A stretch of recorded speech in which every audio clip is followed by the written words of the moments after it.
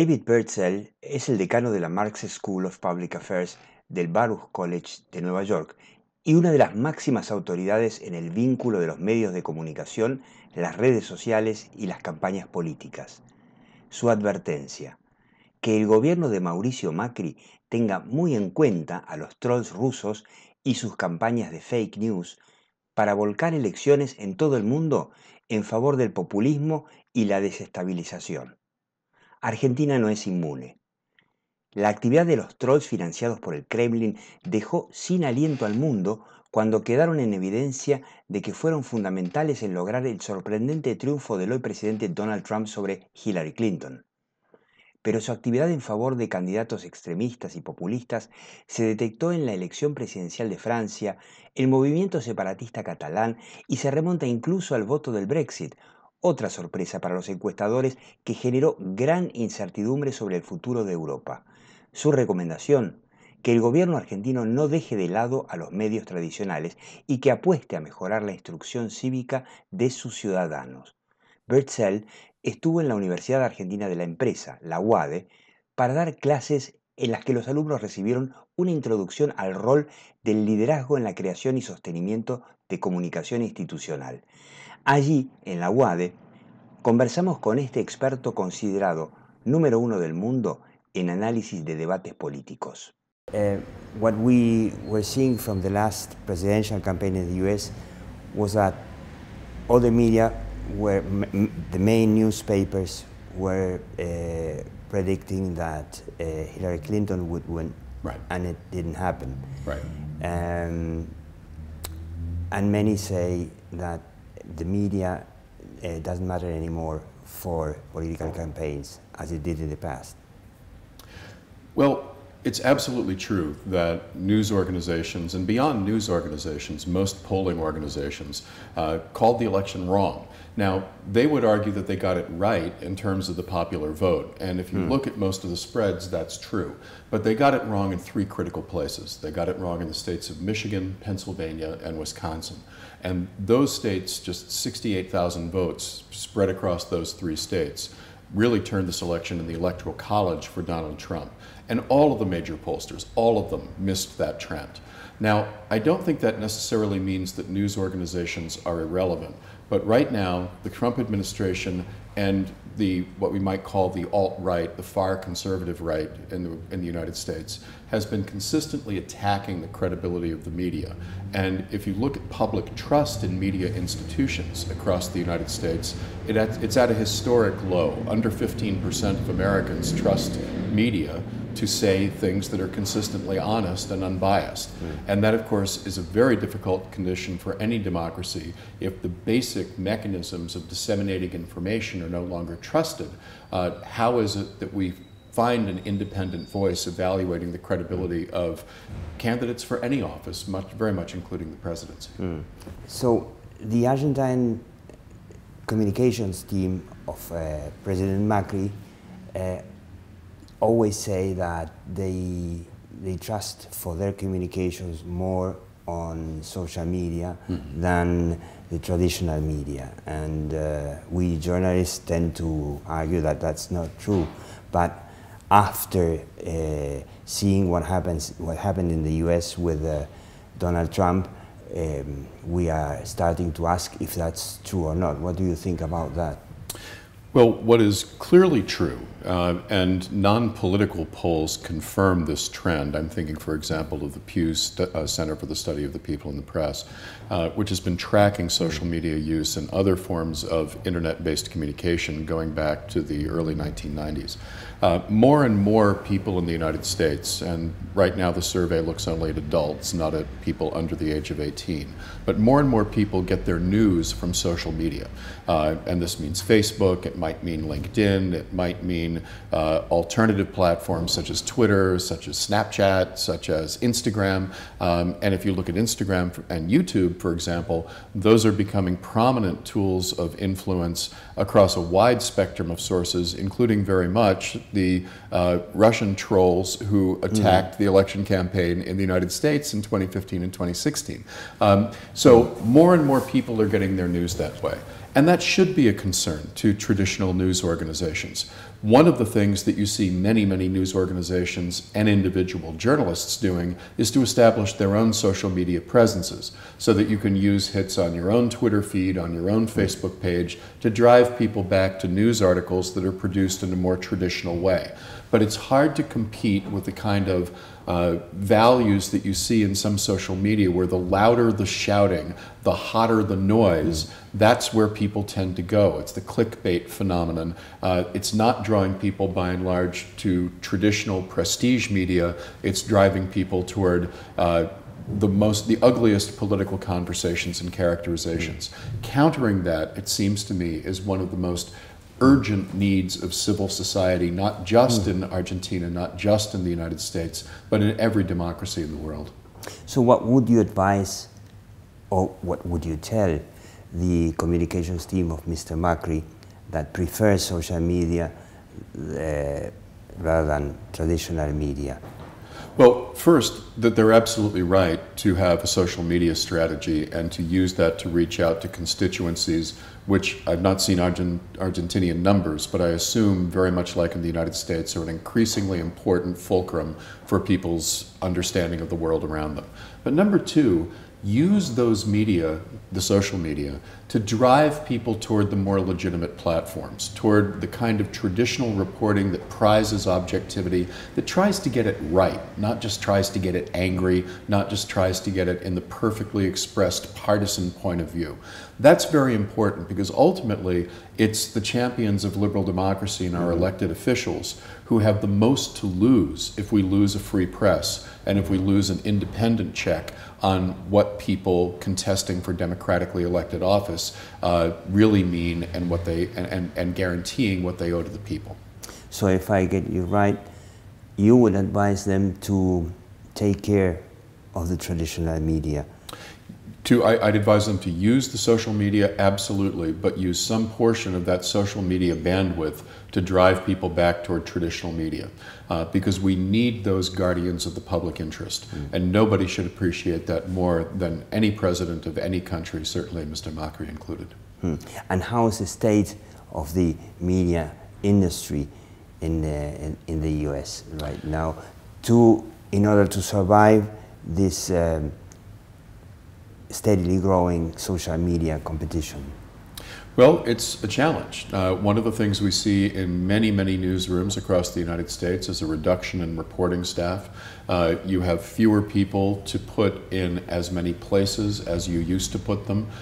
There are more and more collaborations among media organizations. So you have nonprofit groups like ProPublica, which does a terrific job of in-depth investigative journalism, but they might partner with National Public Radio. They might partner with a traditional newspaper like the Washington Post.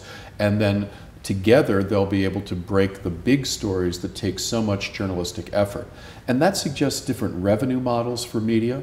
It suggests different sources of support. So foundations may be underwriting some of this work rather than subscribers who used to, and advertisers, of course, who used to underwrite that. And of course, around the world, what we've seen is the flight of advertisement from print media and even television media into socially driven media because you have so much more capacity to micro-target consumers. Now, it's exactly the same phenomenon that brings us micro-targeted, vicious, often erroneous political messaging, but it works very well for washing machines and automobiles too. And we have seen Donald Trump winning an election with some help from the Russians, but we have heard that the Russians also helped they tipped the Brexit vote, and that they even were active in the Catalonian separatist movement. What would you tell Mr. President Macri to do to avoid that? For example, the Russians start acting in the coming presidential election in 2 years. Could happen. It absolutely could happen. Number one, to take the threat very seriously. This is plainly a sophisticated operation that has weaponized social media in ways that even the creators of those media didn't envision. I think one of the starkest images from the last few months is Mark Zuckerberg having to shamefacedly say, after denying that there was any such thing as Russian use of Facebook, to admit that 127 million people received messages either forwarded or liked or otherwise channeled through Facebook that originated on Russian troll farms. So this has gotten well beyond the intention of the founders of those organizations. It's not that they started out with any malicious purposes, but the safeguards that you need in a democracy are not built into those platforms. So number one is to take this very seriously.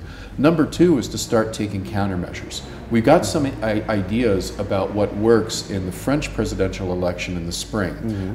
There too, the Russian troll farms were heavily at work trying to undermine the credibility of the Macron campaign, but also to boost Marine Le Pen.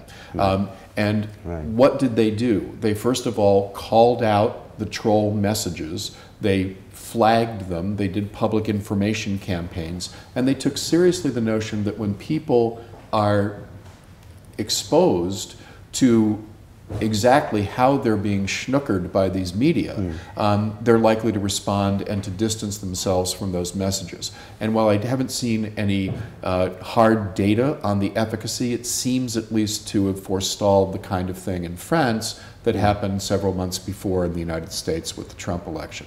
And I do want to hasten to say, I don't think there's any evidence right now that Donald Trump wouldn't have won without the help of the Russian troll farms, but plainly they were working on his behalf. And if there was a difference that might have affected those 68,000 votes, then perhaps it was influential. Just as perhaps the measures that the Macron campaign and the French government, give Francois Hollande some credit here as well, undertook during the campaign to tamp down the influence of these outside forces. Finally, number three, there is a long-term task ahead of us.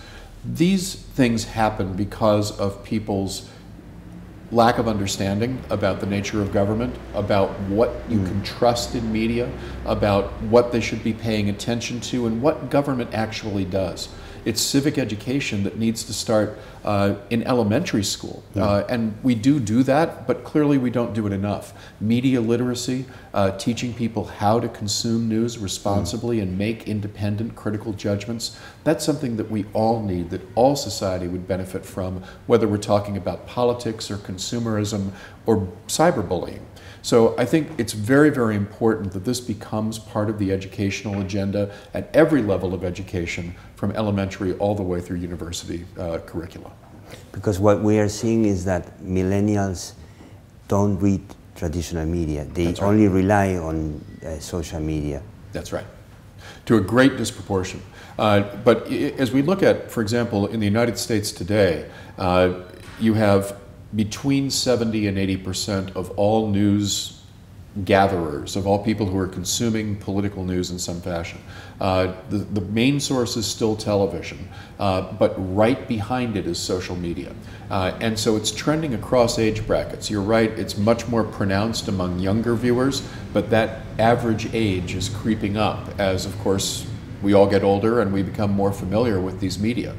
So older and older age brackets are going to follow those same patterns.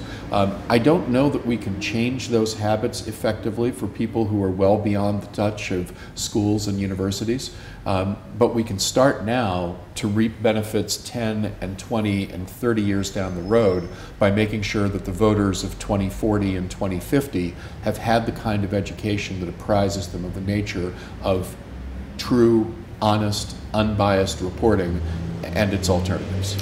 And finally, how do you see the future of the traditional media with this advancement of social media? That's an interesting question. I mean, I think that the traditional media will continue to live. The question is how it will be expressed. You and I know many people who are no longer employed by traditional news media organizations who have set up their own shingles on social media platforms. And they're still doing that very, very good reporting. They're having to sell it very differently. It means that in many cases, reporters are going to have to become more aware of and involved with the business in which they're engaged. If we think through the 1960s and 70s and 80s, it was a point of pride in prestige media never to have to think about that. That wasn't your job. That's the business side of the house. But if you're setting up your own platform and selling your own advertisements, that has to be your job. So I think it's going to be a matter of increasing collaborations to try to build force by joining news organizations that have much more in the way of human assets on the ground and other kinds of capacity to send people to breaking news stories and to get those images, and images are of course increasingly important, as well as the textual reporting back to whatever the source disseminating that information might be. But you'll have fewer of those cases. It won't be the case anymore that you're going to have a print paper in every town in Argentina and every town in the United States. I do think those days are gone. And so prestige media needs to think about where it can make the most impact. And we as civil society, beyond journalism, need to think about how to support that function. And I think that the third American president, all the way back in the beginning of the 19th century, said it best, which if he were given a choice between government without newspapers or newspapers without government, he'd rather have the newspapers without government. Nice. I hope that Mr. Macri, for example, listens to that message. Interesting. I hope so too. Thank you very much. A great pleasure. It's been a great pleasure talking to you.